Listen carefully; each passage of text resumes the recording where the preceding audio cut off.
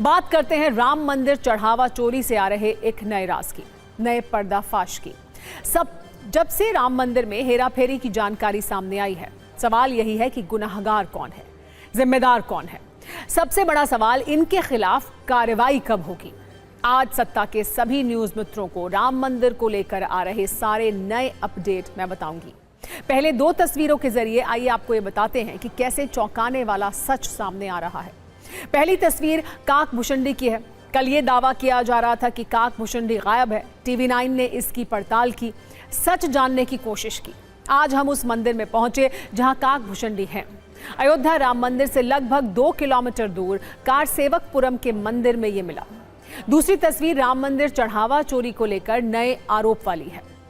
अब तक आपने कैश की हेराफेरी के बारे में सुना, चरण पादुका की रसीद गायब होने के बारे में सुना, 200 किलो चांदी की गायब ईंटों के बारे में आपने सुना, लेकिन नए आरोप 6 लाख की रोटी की मशीन को लेकर है।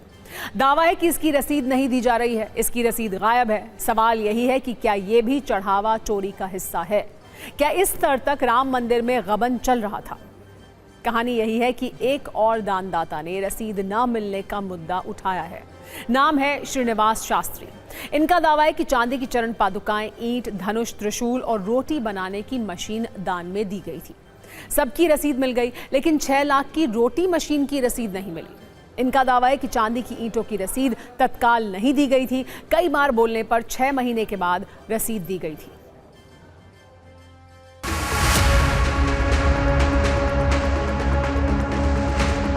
ये बताइए कि ये कब की घटना है? सबसे पहले तो ये जानना चाहेंगे, कब आपने ये दान की चीज़ें ट्रस्ट को दी?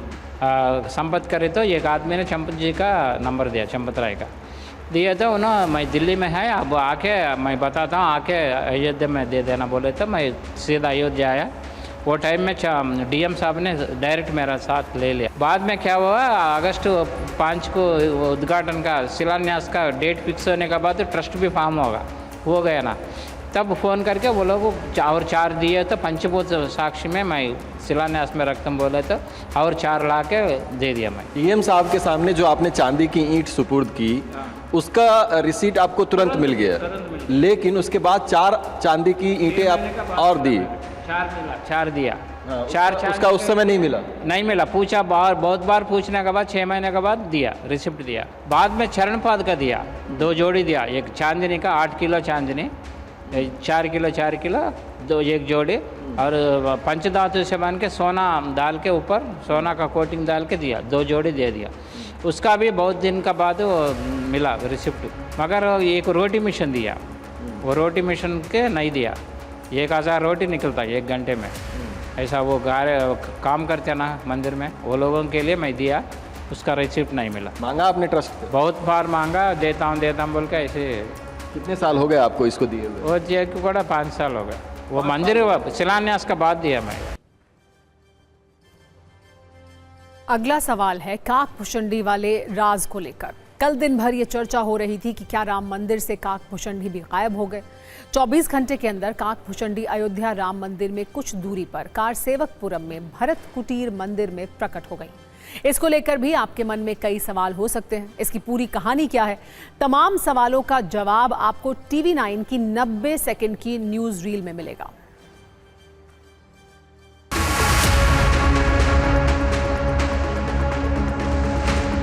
कारसेवकपुरम के भरत कुटीर के बाहर हम मौजूद हैं और यहाँ से हम अंदर जाएंगे, तस्वीरें आपको दिखाएंगे कि आखिरकार वो गायब हो गए या फिर वहीं पर मौजूद हैं। यहाँ पर देखिए कि एक मंदिर ये है रखा हुआ, लकड़ी का बना हुआ ये मंदिर है। इसके अंदर रामलला की फ़ोटो है, पूरा राम दरबार आपको दिखाई देगा। और काकभूषुंडी, जो चांदी की काकभूषुंडी जिसकी बात हो रही थी, वो यहाँ पर इस वक्त विद्यमान है, यानी इस जगह पे सुरक्षित हैं। यहाँ पर पूजा अर्चना भी होती है उनकी रोज़।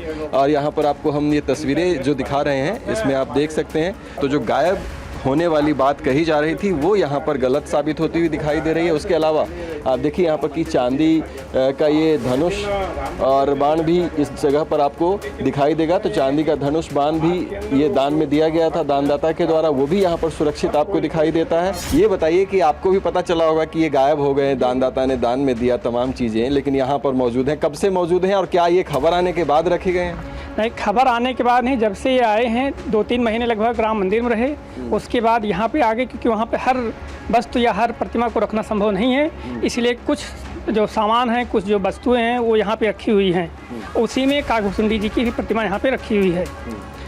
कितने सालों से यहाँ पर ये रखे? ये जब से आई, हमको लगता है 2021-22 में आई थी, उसके बाद वहाँ पे 2-3 महीना रहने के बाद यहीं पे आई, यहीं पे रखी है तब से ये प्रतिमा। राम मंदिर चढ़ावा चोरी के मामले ने आज तूल तब पकड़ा जब वीएचपी इसको लेकर आक्रामक हुई, फुल एक्शन में आई। अयोध्या में आज वीएचपी की बड़ी बैठक हुई। विश्व हिंदू परिषद के 5 बड़े सदस्य बैठक में मौजूद रहे। सूत्रों के अनुसार बैठक में बड़े फैसलों पर मंथन हुआ, आगे की रणनीति पर चर्चा हुई। टीवी 9 पर वीएचपी के अंतर्राष्ट्रीय अध्यक्ष आलोक कुमार ने अपनी बात रखी। उन्होंने कहा कि चोरी करने वालों को जेल भेजना चाहिए। आपको बताते हैं कि वीएचपी की 4 बड़ी मांगे क्या हैं। पहली मांग यही है कि कानूनी कार्रवाई शुरू करने के लिए तुरंत एफआईआर दर्ज की जाए। दूसरी मांग है मंदिर से जुड़े सभी मामलों की तेजी से जांच हो, सच सामने आए। तीसरी मांग यह है कि चढ़ावा चोरी से जुड़े मामलों का फास्ट ट्रैक कोर्ट में केस चले। चौथी मांग यह है कि दोषियों को कड़ी सजा मिले।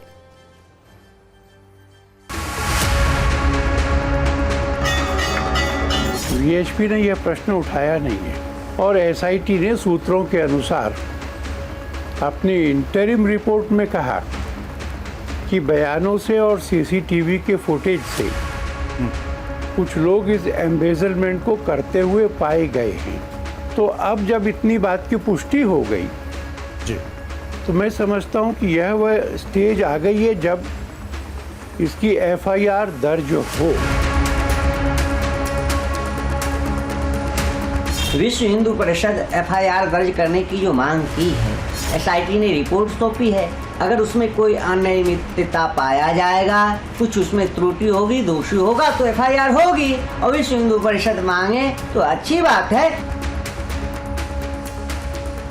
भगवान रामलला सरकार सबके हैं, सबके रहेंगे, और ऐसी घटना घटी है तो उसको बिल्कुल अच्छे तौर पर उसकी निगरानी करते हुए उस पर सीबीआई इत्यादि जो भी जांच हमारे मुख्यमंत्री जी के द्वारा हो रहा है उसको कराया जाएगा, और जो भी निर्णय आएगा, जो दोषी होंगे उनको सजा मिलेगी, और सजा ऐसी मिलेगी कि जेल तक भी जाएंगे। आज राम मंदिर ट्रस्ट की जमीन खरीद पर आम आदमी पार्टी के सांसद संजय सिंह ने बड़ा बयान दिया है। कई गंभीर आरोप लगाए हैं। ये दावा किया है कि अयोध्या के श्री राम मंदिर में भ्रष्टाचार हुआ, बाजार से महंगे दाम में जमीन खरीद हुई। 2 करोड़ की जमीन 18.5 करोड़ रुपए में खरीदी गई। 3 करोड़ की जमीन 24 करोड़ में खरीदी गई। ऐसे आरोप संजय सिंह की ओर से लगाए गए हैं। 9 करोड़ की जमीन 55 करोड़ में खरीदी गई। 11 प्रॉपर्टी के पेपर एसआईटी को सौंपे गए। संजय सिंह ने एसआईटी अध्यक्ष विजय विश्वास पंत को 3 पन्नों का कवरिंग लेटर पत्र सौंपा। 11 जमीन सौदों के दस्तावेज सौंपे हैं। अधिकांश वो रजिस्ट्री हैं संजय सिंह ने एसआईटी से जिनकी गहन जांच और सख्त कार्रवाई की, जिनके बारे में मांग की है। हजार महंगी जमीन ट्रस्ट के द्वारा खरीदी गई है। ये महा घोटाला है, महा भ्रष्टाचार है, बहुत बड़ा भ्रष्टाचार है, और इसके सारे सबूत और कागजात विजय विश्वास पंत जी है, एसआईटी के अध्यक्ष जो हैं, उनको सौंप दिया है। चढ़ावे में चोरी के तमाम साक्ष्य मिल चुके, तो फिर आखिर अब तक कोई जेल क्यों नहीं गया, किसी की गिरफ्तारी क्यों नहीं हुई, कोई एफआईआर अब तक क्यों नहीं हुई? सभी आरोपों के बीच बड़ी खबर यह भी है कि बड़ी कार्रवाई की तैयारी हो रही है। सूत्रों से मिल रही जानकारी के आधार पर आपको 3 बड़ी बातें बताते हैं। सूत्रों के अनुसार खबर है कि चंपत राय इस्तीफा दे सकते हैं। ये राम मंदिर ट्रस्ट के महासचिव हैं। राम मंदिर ट्रस्ट के सदस्य अनिल मिश्रा भी इस्तीफा दे सकते हैं। इसके अलावा कुछ लोगों पर एफआईआर भी हो सकती है। ये जानकारी भी सूत्रों के अनुसार आ रही है। राम मंदिर चढ़ावा चोरी पर राजनीति भी हो रही है, बयानबाजी भी हो रही है। कैसे सरकार से लेकर मंदिर ट्रस्ट तक सवालों के घेरे में है, आप 90 सेकंड की न्यूज रील में देखिए।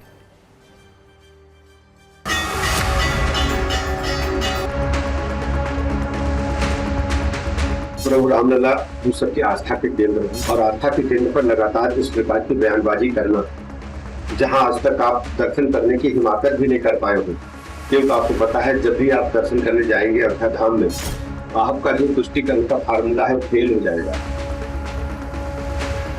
बिना एफआईआर के किसी भी प्रकार की पुलिस जांच का कोई औचित्य नहीं। दूसरी चीज,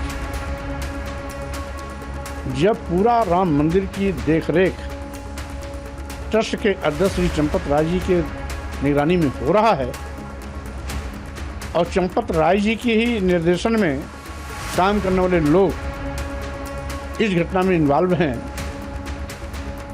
तो क्या चंपत राय जी दोषी नहीं? तो जांच एसआईटी कर रही है, जांच रिपोर्ट आ गई है, उसकी समीक्षा हो रही है, कार्रवाई होगी, धैर्य रखें लोग। और अभी तक बुलडोजर क्यों नहीं चला? अभी तक इन अपराधियों के ऊपर में एक्शन क्यों नहीं हुआ?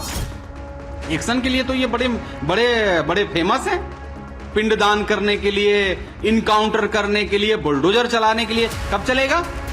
यूपी के लोग पूछ रहे हैं, पूरे भारत देश के लोग पूछ रहे हैं कि कब चलाइएगा बुलडोजर। वो कलेश देखिए जिसने महाराष्ट्र में राजनीतिक दोस्तों के बीच वैचारिक दरार जैसी स्थिति पैदा कर दी है। और इस कलेश की प्रायोजक हैं एनसीपी अजित पवार गुट की एक विधायक, नाम है सना मलिक। अब ये पूरा मामला बताने से पहले आप सभी से एक सवाल है। अगर भारत की संवैधानिक प्रक्रिया से चुना हुआ एक जनप्रतिनिधि किसी राज्य की विधानसभा में खड़े होकर ये कहे कि देश का कोई कानून किसी विशेष धर्म की विशेष किताब के आधार पर होना चाहिए, तो क्या ये जायज है? आरोप है कि कुछ ऐसा ही काम किया है महाराष्ट्र में अणुशक्ति नगर से अजित पवार की विधायक सना मलिक ने। ये सब कुछ उन्होंने तब कहा जब महाराष्ट्र में समान नागरिक संहिता यानी यूसीसी विधेयक पर चर्चा चल रही थी।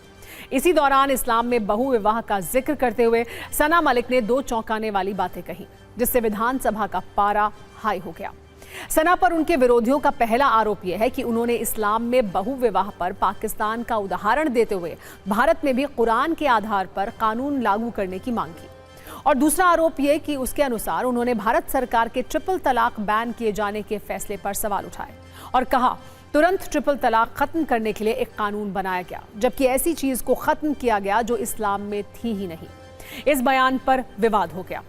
अब कोई संविधान के ऊपर किसी धार्मिक ग्रंथ को देश के कानून का आधार बनाने की बात करे तो समझिए कलेश की तो गारंटी है।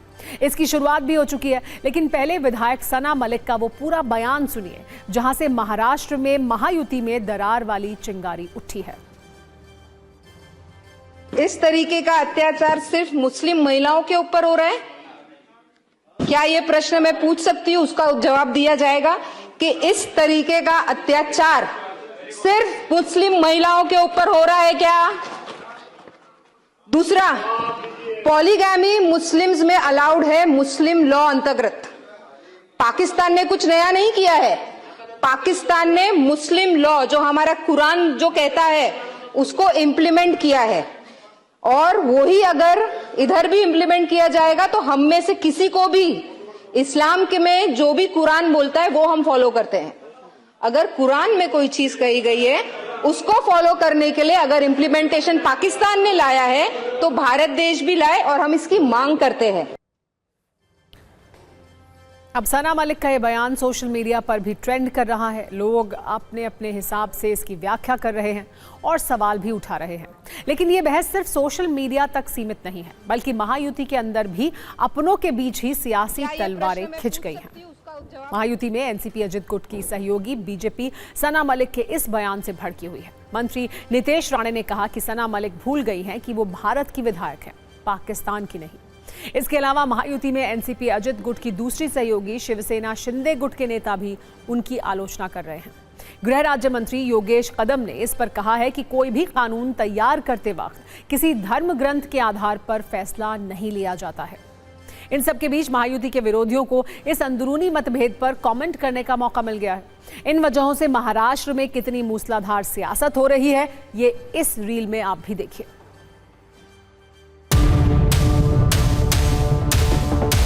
ये सारी बातें पहले सरकार में नहीं होती थी, किसी की हिम्मत नहीं होती थी। क्यों हो रही? क्योंकि भाजपा की सरकार हमारे सर पे बैठी है, यानी हिंदुओं को खतरे में लाने वाली ये भाजपा है।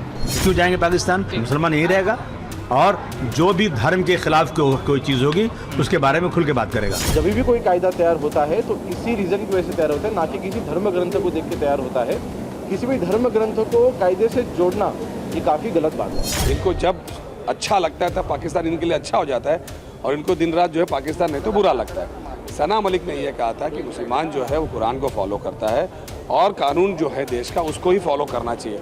अब ये फंस गए पाकिस्तान की तारीफ करके। तो इस तरीके से सना मलिक के ऊपर ये आरोप लगाया जा रहा है। ये भारत देश और उसके कायदे कानून जो है वो संविधान पे चलते हैं, ना कि कुरान पे, और इसलिए संविधान में जो है वो सारे अधिकार सभी के लिए लागू है।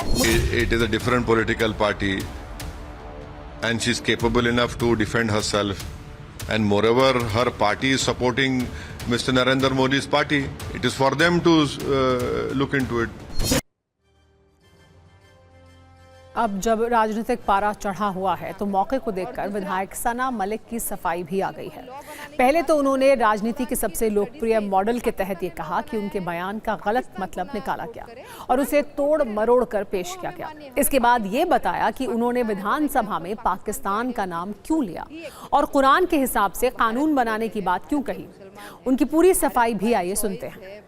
तो जब आप महिलाओं के मुद्दे उठाते हो तो आप बिल्कुल भी उसमें कोई भी रिलीजन को इन्वॉल्व ना करें। और दूसरा, अगर आप मुस्लिम महिलाओं के लिए कोई लॉ बनाने की बात कर रहे हो तो आप कुरान की जो स्टडीज़ के हिसाब से पाकिस्तान ने लॉ बनाया है, पाकिस्तान को ना कोट करें, आप कुरान को कोट करें ना, तो वो हमें मानिए। हमें पाकिस्तान का reference, Pakistan as an example, Pakistan की आइडियोलॉजी बिल्कुल भी एक्सेप्टेबल नहीं है। हम भारत में रहते हैं, भारत के मुसलमान हैं, भारत बाय चॉइस है, भारत प्रिफर्ड है। और जिनको पाकिस्तान जाने भेजने की बात कर रहा है वो मुझे लगता है जिन्होंने पाकिस्तान की वाहवाही की है सभागृह में, वो जाके पाकिस्तान में जाए, हम क्यों जाएं। उस खबर की तरफ चलते हैं जो काफी चर्चा में है और इससे जुड़े हुए कई ज्वलंतशील सवाल पूछे जा रहे हैं, जिसमें सबसे महत्वपूर्ण ये है कि क्या भारत में पासपोर्ट नागरिकता का प्रमाण नहीं है। जब पासपोर्ट, आधार कार्ड, वोटर आईडी कार्ड या पैन कार्ड नागरिकता का प्रमाण नहीं है तो भारत की नागरिकता का प्रमाण क्या है। ये बहस इसलिए हो रही है क्योंकि भारतीय विदेश मंत्रालय ने स्पष्ट किया है कि पासपोर्ट नागरिकता का प्रमाण नहीं बल्कि केवल एक यात्रा दस्तावेज है। इसी बयान पर बहस छिड़ गई है कि भारतीय नागरिकता प्रमाण पत्र का वैध दस्तावेज क्या है। इस मामले की शुरुआत पासपोर्ट सेवा दिवस के 14वें अवसर पर आयोजित एक कार्यक्रम में दिए गए एक बयान से शुरू हुई। इस कार्यक्रम में विदेश मंत्रालय के एक वरिष्ठ अधिकारी ने कहा कि पासपोर्ट विदेश में भारतीयों की राष्ट्रीयता को प्रमाणित करता है, लेकिन इसे नागरिकता दस्तावेज के रूप में नहीं माना जाना चाहिए। इस पर सवाल उठे और सबसे ज्यादा सवाल नेताओं ने ही उठाए। अलग अलग विपक्षी दलों के नेताओं ने पूछा कि आखिर जिस पासपोर्ट पर देश की राष्ट्रपति हस्ताक्षर कर रही हैं वो नागरिकता का प्रमाण नहीं है तो फिर प्रमाण क्या है। कल शाम से इस खबर पर राजनीतिक बयानों की बारिश होने लगी और आज बयानों की मूसलाधार बारिश हुई है।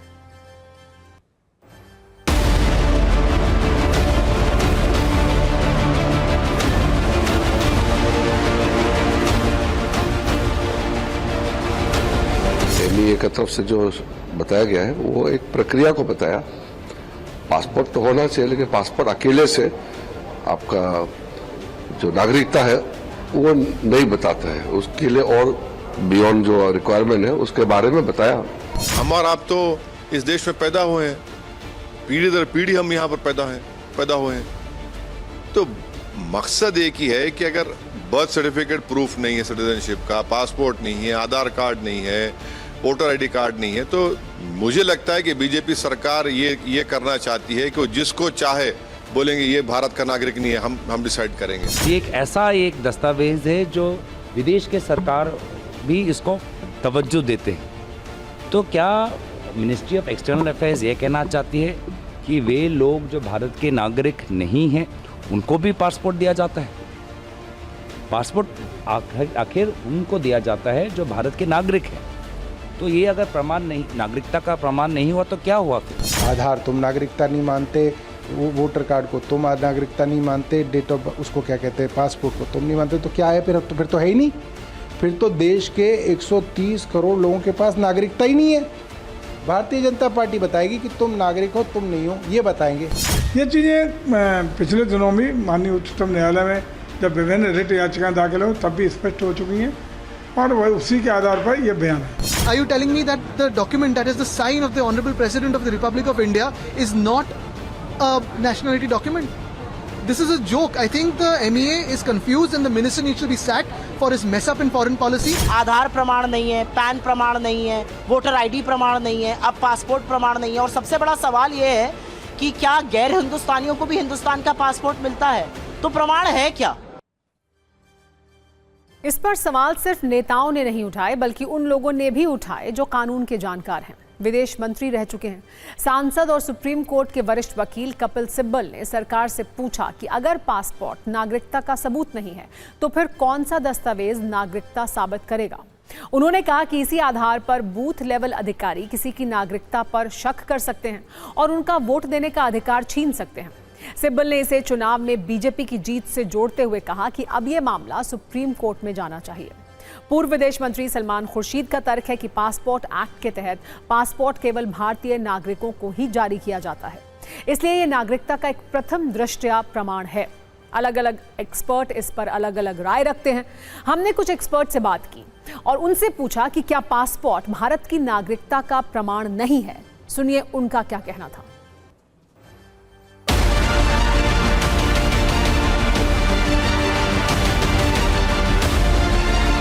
ये ट्रैवल डॉक्यूमेंट है, सिटीजनशिप के को प्रूव करने का डॉक्यूमेंट नहीं है। ये ठीक है क्योंकि पासपोर्ट एक्ट में कहीं भी ये सिटीजनशिप के बारे में कोई जिक्र तो है नहीं। जब आपसे पूछते हैं कि आप सिटीजन है या नहीं, क्योंकि इंडियन नॉन सिटीजन को पासपोर्ट देते नहीं है, जिसका मतलब है इंडियन सिटीजन को ही पासपोर्ट देते हैं, तो किस आधार पर देते हैं।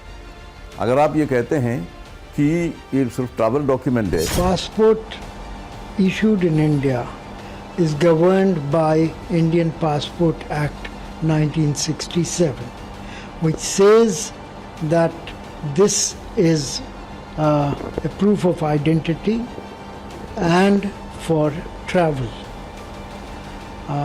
What it does not say is it's a proof of citizenship. Passport act में ये तो नहीं लिखा है कि अगर हम पासपोर्ट देंगे तो आपको नागरिक माना जाएगा, लेकिन ये लिखा है कि अगर आप नागरिक नहीं होंगे तो पासपोर्ट नहीं मिलेगा।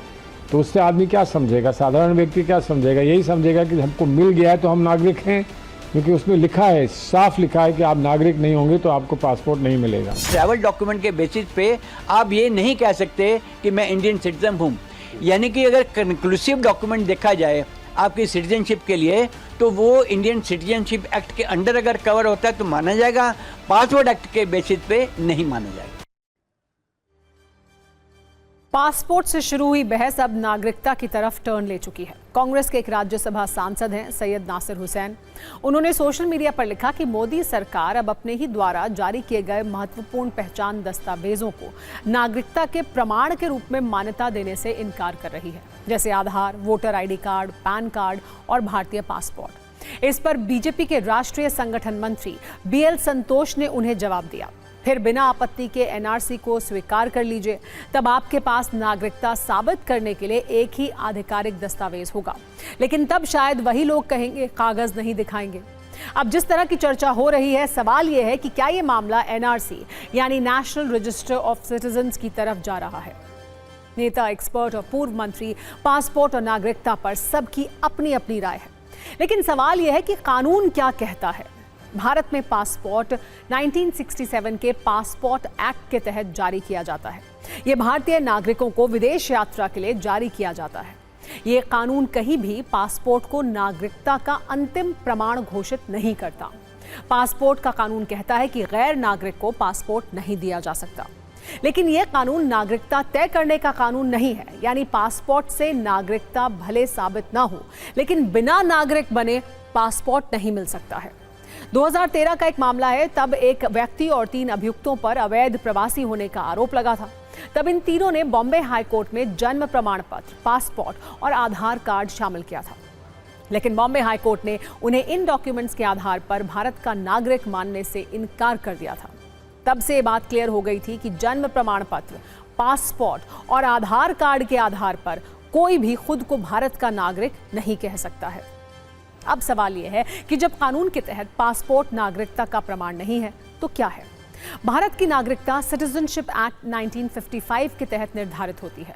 मौजूदा स्थिति यह है कि यदि आपका जन्म 1 जुलाई 1987 से पहले भारत में हुआ है तो आप भारतीय नागरिक माने जाएंगे, लेकिन आपको इसका सबूत देना होगा और वो अधिकृत अधिकारी तय करेंगे।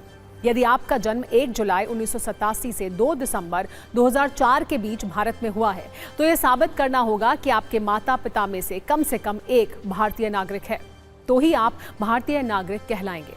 यदि आपका जन्म 3 दिसंबर 2004 या उसके बाद भारत में हुआ है तो यह साबित करना होगा कि आपके माता पिता में से कोई एक भारतीय नागरिक है और दूसरा अवैध प्रवासी नहीं है। चूंकि भारत में नागरिकता का निर्धारण सिटीजनशिप एक्ट 1955 और भारतीय संविधान के तहत होता है, इसलिए भारतीय नागरिकता से जुड़े मामलों में इन दस्तावेजों और रिकॉर्ड को एक साथ देखा जाता है, ना कि केवल एक कार्ड को अलग करके। इसमें पहले नंबर पर है आधार कार्ड, पहचान और पते का प्रमाण देने वाला 12 अंकों का विशिष्ट पहचान नंबर है। ये वोटर आईडी कार्ड चुनावों में मतदान करने के लिए चुनाव आयोग द्वारा जारी पहचान पत्र है। पासपोर्ट विदेश यात्रा और अंतर्राष्ट्रीय पहचान के लिए भारत सरकार द्वारा जारी किया गया यात्रा दस्तावेज है। पैन कार्ड आयकर और वित्तीय लेन देन के लिए जारी 10 अंकों का स्थायी खाता संख्या नंबर यानी PAN card. Driving licence motor वाहन चलाने की कानूनी अनुमति देने वाला दस्तावेज है। जन्म प्रमाण पत्र किसी व्यक्ति के जन्म की तिथि, स्थान और पंजीकरण का आधिकारिक रिकॉर्ड है। जाति प्रमाण पत्र व्यक्ति की अनुसूचित जाति यानी एससी, अनुसूचित जनजाति, ओबीसी की पुष्टि करने वाला दस्तावेज है। मूल निवास प्रमाण पत्र किसी राज्य, जिले और क्षेत्र में स्थायी या सामान्य निवास का प्रमाण है। आय प्रमाण पत्र ये आय प्रमाणित करने वाला सरकारी दस्तावेज है जो कई योजनाओं में जरूरी होता है। राशन कार्ड ये सार्वजनिक वितरण प्रणाली के तहत खाद्यान्न और दूसरी सब्सिडी वाली सुविधाएं प्राप्त करने का दस्तावेज है। भारत में ये 10 तरह के दस्तावेज होते हैं जिसे चेक किया जाता है, उसके बाद नागरिकता निर्धारित की जाती है। कुल मिलाकर सिर्फ किसी एक डॉक्यूमेंट से भारत की नागरिकता तय नहीं होती है, इसलिए भ्रम की स्थिति है। सवाल यह है कि क्या जिस तरह की भ्रम की स्थिति भारत में है, दुनिया के अलग अलग देशों में भी क्या यही हाल है? जैसे अमेरिका, कनाडा जैसे देशों में जन्म प्रमाण पत्र नागरिकता साबित करने का प्रमुख आधार है, खासकर यदि व्यक्ति का जन्म उसी देश में हुआ हो। जर्मनी, फ्रांस और इटली में नागरिकों को सरकारी आईडी कार्ड जारी किए जाते हैं। अमेरिका, ब्रिटेन, ऑस्ट्रेलिया, कनाडा जैसे देशों में अगर कोई व्यक्ति बाद में नागरिक बना है तो उसे सर्टिफिकेट ऑफ सिटीजनशिप जारी किया जाता है। हालांकि ज्यादातर देशों में अगर किसी व्यक्ति के पास वैध पासपोर्ट है तो सामान्यतः ये माना जाता है कि वो उस देश का नागरिक है। अब उस राजनीतिक टीम की बात करते हैं जिसके बनने की चर्चा कई महीनों से थी। आज उस टीम की लिस्ट रिलीज कर दी गई। ये टीम बीजेपी यूपी की है। दिसंबर 2025 में अध्यक्ष बनने के करीब 6 महीने के बाद पंकज चौधरी ने अपनी नई टीम का ऐलान कर दिया है। इस टीम में कुछ ऐसे नाम हैं जिनकी काफी चर्चा है। उनकी टीम में 19 प्रदेश उपाध्यक्ष हैं, 8 प्रदेश महामंत्री हैं, 19 प्रदेश मंत्री हैं और 6 क्षेत्रीय अध्यक्ष हैं। अगर जातीय समीकरण के हिसाब से देखें तो 30 पिछड़ा वर्ग, 13 ब्राह्मण, 8 अनुसूचित जाति और 13 महिलाएं हैं। रक्षा मंत्री राजनाथ सिंह के पुत्र नीरज सिंह को प्रदेश उपाध्यक्ष बनाया गया है। एसपी से बगावत कर बीजेपी में आई पूजा पाल को प्रदेश उपाध्यक्ष बनाया गया है। पूर्व मंत्री सुरेश राणा को प्रदेश उपाध्यक्ष बनाया गया है। वो 2022 में चुनाव हार गए थे। बाराबंकी से पूर्व सांसद उपेंद्र रावत भी प्रदेश उपाध्यक्ष हैं।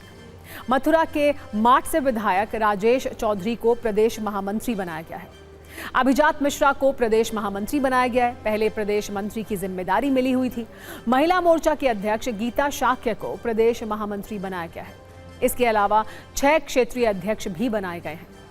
पश्चिम क्षेत्र की कमान नवाब सिंह नागर, ब्रज क्षेत्र पूरन लाल लोधी, कानपुर क्षेत्र रामकिशोर साहू, अवध क्षेत्र अवधेश द्विवेदी, काशी क्षेत्र अशोक चौरसिया और गोरखपुर क्षेत्र विनोद राय को सौंपा गया है।